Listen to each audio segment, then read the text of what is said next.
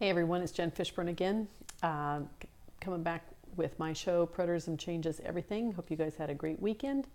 And we are studying about Adam and Eve, Cain and Abel, their twin sisters, and Seth. So we've been reading the forgotten books of Adam and Eve. We just finished the first one. We're just starting on the second book. And we have one verse here that I need to read from Genesis 4 that kind of fits in here. And then we're going to get back to hearing more details about what happened in the forgotten books of Adam and Eve. All right, so Genesis 4, verse 25. And Adam knew his wife again, and she bore a son and called his name Seth, for she said, God has appointed for me another offspring instead of Abel, for Cain killed him. So we actually have a lot more details of what all that means now, right? All right, so we're going to continue on with Seth here. Chapter 6, Seth's conscience helps him, and he returns to Adam and Eve. When Seth heard these words, he was amazed and inclined his heart to Satan's treacherous speech and said to him, You said there is another world created than this, and other creatures more beautiful than the creatures that are in this world. And Satan said, Yes, behold, you have heard me. But I will yet praise them and their ways in your hearing. But Seth said to him, Your speech has amazed me, and your beautiful description of it all. Yet I cannot go with you today, not until I have gone to my father Adam and to my mother Eve, and told them all that you have said to me. Then, if they give me permission to go with you, I will come. Again Seth said, I am afraid of doing anything without my father's and mother's permission or blessing, lest I perish like my brother Cain and like my father Adam, who transgressed the commandment of God. So this is interesting. Let me finish this paragraph here. But behold, you know this place. Come and meet me here tomorrow. So this is interesting that Seth says that Cain and Adam perished in a similar way. He didn't say that Adam perished like Abel did, which was, death. He said that he perished like Cain did. So Cain basically broke the commandment of God, just like Adam did. And then he was banned from the place both Adam and Cain were banned from the place that they had been living and sent to a place that was very, very harsh for them. So they lost some relationships, but mostly they lost the favor of God, and they lost where they were living. So that's the kind of perishing that I'm seeing at this point. Okay, we're going to take a look at that more later. When Satan heard this, he said to Seth, If you tell your father Adam what I have told you, he will not let you come with me. But listen to me. Do not tell your father and mother what I have said to you, but come with me today to our world where you will see beautiful things and enjoy yourself there. And revel this day among my children, beholding them and taking your fill of mirth, and rejoice evermore. And I shall bring you back to this place tomorrow. But if you would rather live with me, so be it. Then Seth answered, The spirit of my father and my mother hangs on me, and if I hide from them one day, they will die. And God will hold me guilty of sinning against them. And except that they know that I am come to this place that to bring up to it my offering, they would not be separated from me even 1 hour. Neither should I go to any other place unless they let me. But they treat me most kindly because I come back to them quickly. Then Satan said to him, What will happen to you if you hide yourself from them one night and return to them at break of day? But Seth, when he saw how he kept on talking, and that he would not leave him, ran and went up to the altar and spread his hands unto God and sought deliverance from him. That's what Adam should have been doing all along, right? Then God sent his word and cursed Satan, who fled from him. But as for Seth, he had gone up to the altar, saying thus in his heart, The altar is the place of offering, and God is there. A divine fire shall consume it. So shall Satan be unable to hurt me, and shall not take me away from here. Then Seth came down from the altar and went to his father and mother, whom he found in the way, longing to hear his voice, for he had tarried a while. He then began to tell them what had befallen him from Satan, under the form of an angel. But when Adam heard his account, he kissed his face and warned him against that angel, telling him it was Satan who appeared to him. Then Adam took Seth, and they went to the cave of treasures and rejoiced therein. But from that day forth Adam and Eve never parted from him, to whatever place he might go, whether for his offering or for anything else. This sign happened to Seth when he was 9 years old. Chapter 7. I guess it sounds like Adam has kind of learned his lesson now. Hopefully, anyway. He's like, I'm not going to let my kids repeat the same thing. Seth marries Akliah. Adam lives to see grandchildren and great-grandchildren. When our father Adam saw that Seth was of perfect heart, he wished him to marry, lest the enemy should appear to him another time and overcome him. So Adam said to his son Seth, I wish, O my son, you would marry your sister Akliah, Abel's sister, that she may bear you children, who shall replenish the earth according to God's promise to us. Be not afraid, O my son, there is no disgrace in it. I wish you to marry, from fear lest the enemy overcome you. Seth, however, did not wish to marry, but in obedience to his father and mother, he said not a word. So Adam married him to Akliah, and he was 15 years old. Okay, so how old is she? So she was 15 when Abel died, and they waited, I forget now, did they wait 7 or 9 years? So she's got to be between 22 and 25 years old. Old. And he was 15. So maybe about 10 years? No, I'm getting that. She's 25 years older than him. All right, I have to sit down and do the math. I should have done that before I did this. All right. But when he was 20 years old, Seth begot a son whom he named Enosh. And then he had other children after him. Then Enosh grew up, married, and begot Canaan. Canaan grew up, married, and begot Mahalalel. These fathers were born during Adam's lifetime and dwelt by the cave of treasures. Then were the days of Adam 930 years, and those of Mahalalel 100. But Mahalalel, when he grew up, loved fasting, praying, and with hard labors until the end of our father Adam's days drew near. All right, so in the Bible we have in Genesis 4, let's see here, verse 18.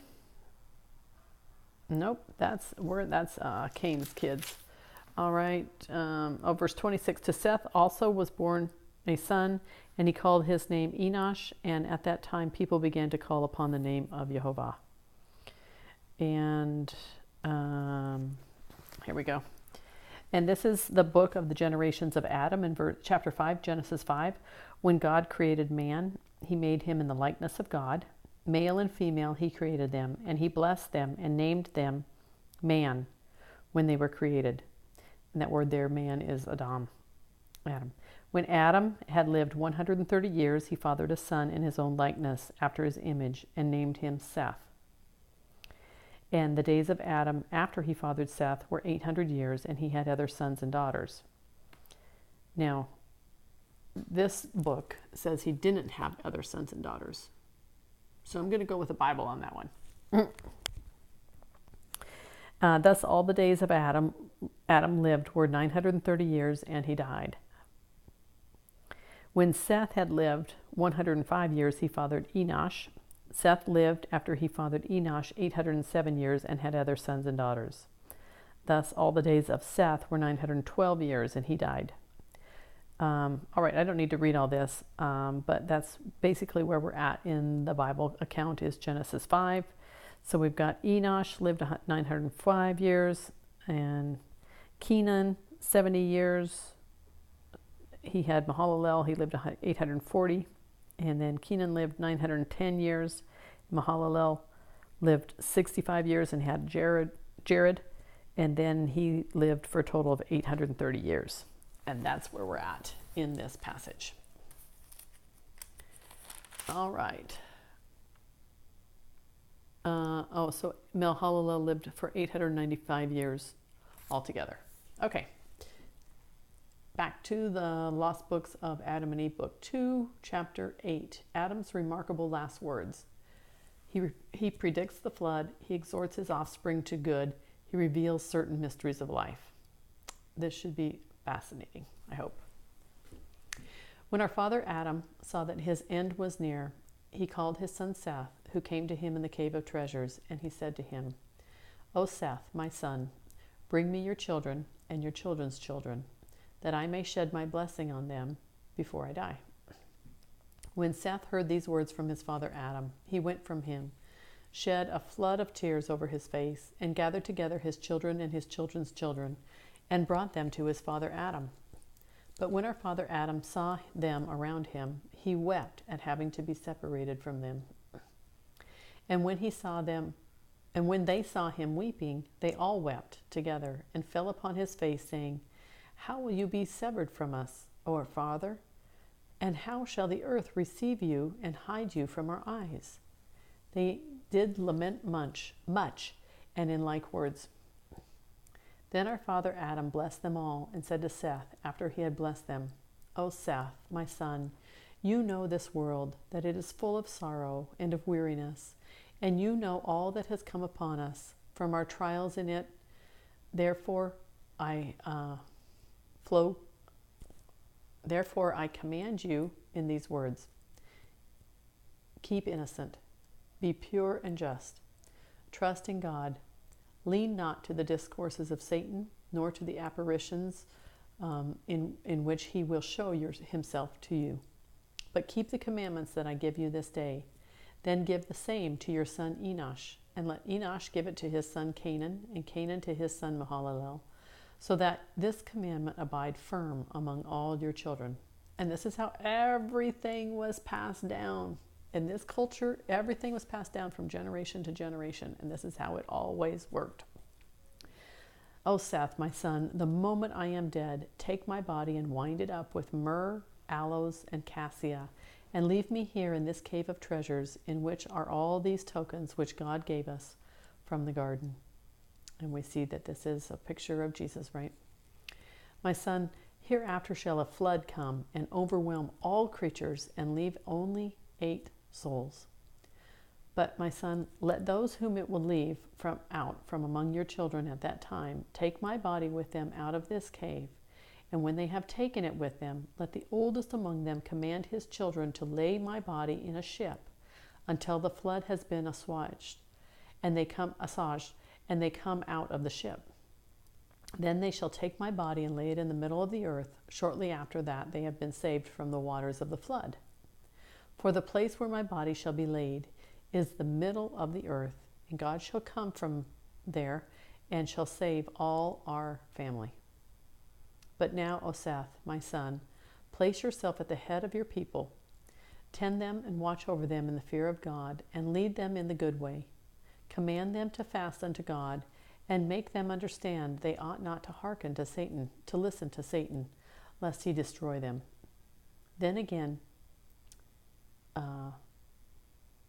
sever your children and your children's children from Cain's children. Do not let them ever mix with those, nor come near them either in their words or in their deeds. Then Adam let his blessing descend upon Seth and upon his children and upon all his children's children. He then turned to his son Seth and to Eve his wife and said to them, Preserve this gold, this incense, and this myrrh that God has given us for a sign.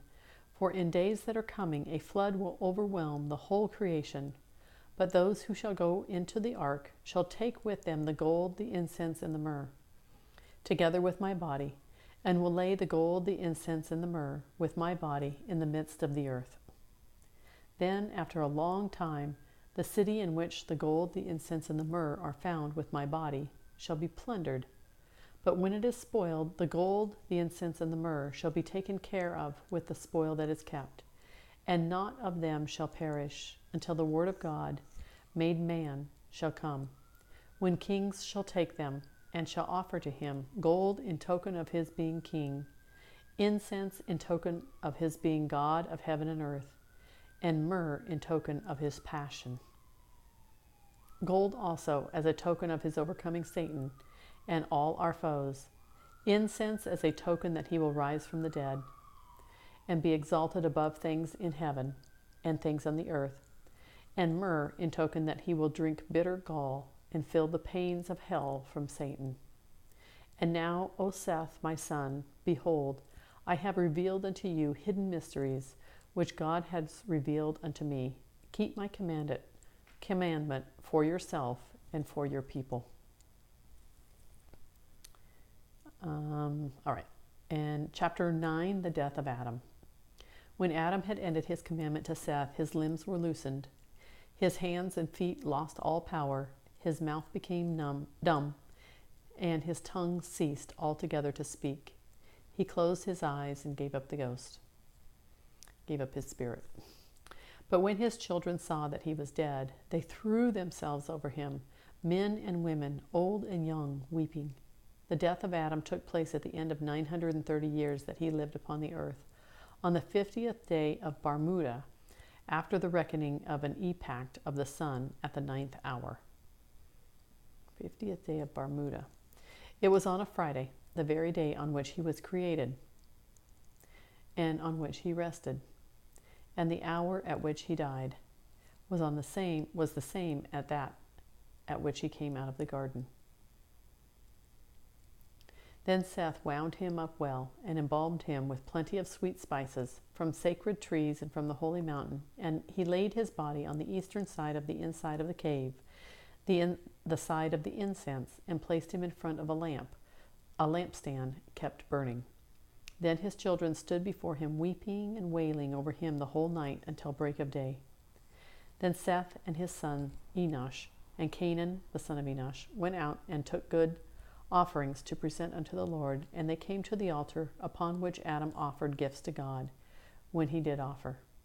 But Eve said to them, Wait until we have first asked God to accept our offering, and to keep by him the soul of Adam, his serpent, and to take it up to rest. And they all stood up and prayed.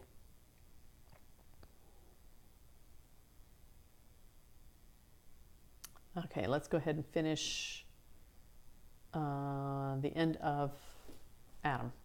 Chapter 10, Adam was the first. And when they had ended their prayer, the word of God came and comforted them concerning their father Adam. After this, they offered their gifts for themselves and for their father. And when they had ended their offering, the word of God came to Seth, the eldest among them, saying unto him, O Seth, Seth, Seth, 3 times. As I was with thy father, so also shall I be with you. And the fulfillment of the promise I made him, your father, saying, I will send my word and save you and your seed. But as to your father Adam, keep you the commandments he gave you, and sever the seed from that of Cain, thy brother. And God withdrew his word from Seth. Then Seth, Eve, and their children came down from the mountain to the cave of treasures. But Adam was the first whose soul died in the land of Eden, in the cave of treasures, for no one died before him, but his son Abel, who died murdered. Then all the children of Adam rose up and wept over their father Adam, and made offerings to him 140 days. So after 930 years, Adam was the first one who died, except for Abel, who was murdered. That's pretty incredible, isn't it? So maybe that sheds some light on the death of Adam as well. Okay, well, that's all for today. We'll see you guys back here again soon with more about where we're at in the story. Talk to you later. Have a good day. Bye.